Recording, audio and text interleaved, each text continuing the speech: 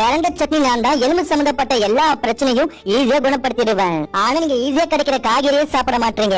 எங்களுக்கு எதுல என்னென்ன நன்மைகள் இருக்குன்னு தெரியாது. நீ வேணா உன்னை பத்தி சொல்லு, அதுக்கப்புறம் எப்படி சாப்பிடுன்னு பாரு.